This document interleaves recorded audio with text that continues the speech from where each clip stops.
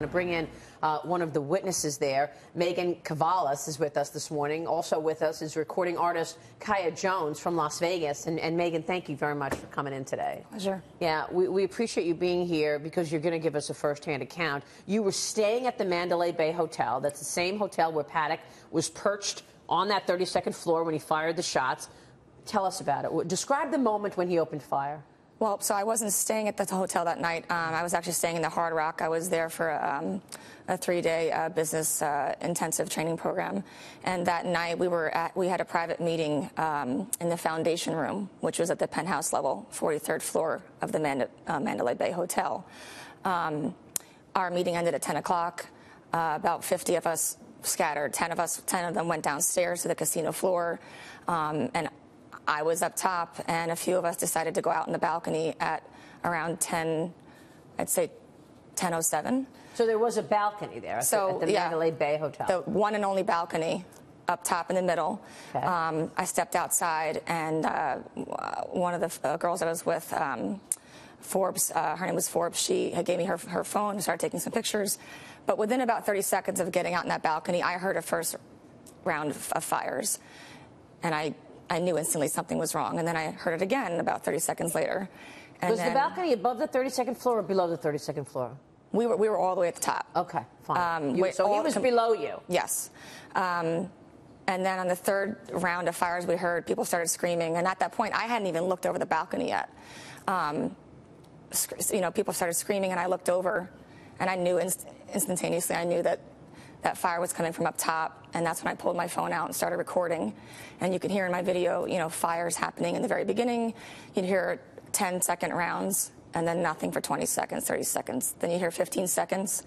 It was just complete and total horror. But I personally felt, as they were firing, I could feel up top, I could feel it was coming from the left side, not knowing that he was 10 floors below, shooting right below us.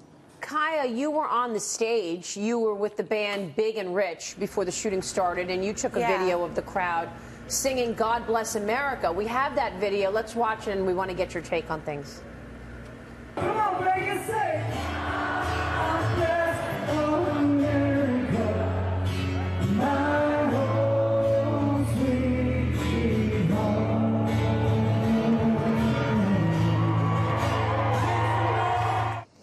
That looks like an incredible moment. Kaya, what can you tell us? It was an incredible moment. It was a unifying moment. It was every color, creed, religion coming together and singing God Bless America. And an hour later, people were gunned down. So it was intense. It was intense. I mean, I can't explain it other than the fact that we were so close to being shot. I mean, it could have been us. It could have been John Rich or Big Kenny or the veterans that they pulled up on stage, which is why they pulled me on stage, was to be the honorary celebrity bartender for the veterans. They pull up and pay homage to them. So, the night should never have ended this way. Meghan, you said you spoke to a couple that was in the front row. What happened? So when I got home last night around 11:45, I was going to get my baggage, and I just asked this woman, you're coming back from Vegas, were you down there? And she just started bawling, and they were in the front row right up against the stage, and they pretty much said that Jason Aldean, when he was singing the first round of fires, she heard it, nothing happened, no one moved. Second round of fires, she turned to her left, and she'd seen a handful of people who collapsed. Third round of fire, the guy right in front of her was shot multiple times and had collapsed, and her and her husband were trying to stop the bleeding. They were covered in blood. And then she said the worst moment was when the lights went up, and you see 2 fences in front of the stage, and they're trying to get over the fence, because I asked her, was it just one entrance in and out? She says yes, there was no really where to go. And they were trying to get over the fences, and as the lights went up, there was just bodies everywhere. Just total horror. I mean, when I look back, this is just completely and totally unacceptable. I mean, how many more massacres do we have to have in this country before gun control is taken serious? I mean, it's Las Vegas. Why aren't there metal detectors? You know, I'm in medical device sales currently. When I go to a VA hospital in the Bronx or Brooklyn, you're going through a metal detector. Yeah.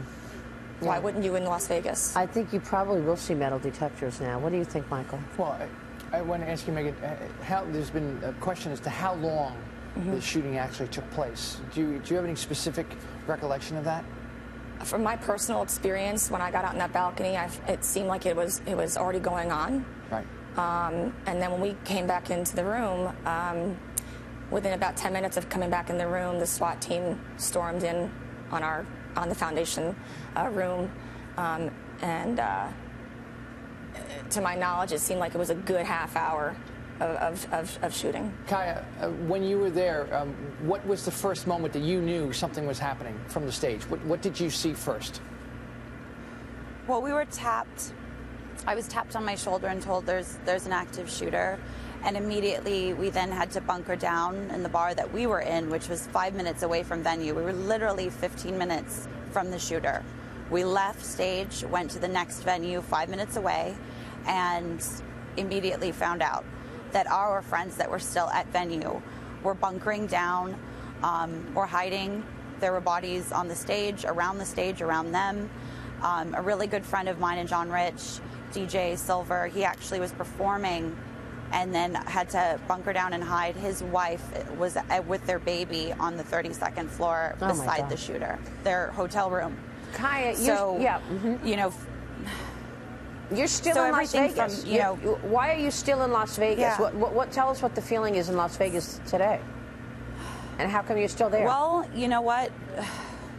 It's my hometown, and I think whether it's foreign or domestic terrorism, we can't conform to this way of life of being fearful of everything. We're going to be fearful to go to a baseball game. We're going to be fearful to go to a concert. I mean, there's going to be constant fear and division. And for me, being from Vegas, I don't want that to happen to this city. I don't want this city to cave because of terror.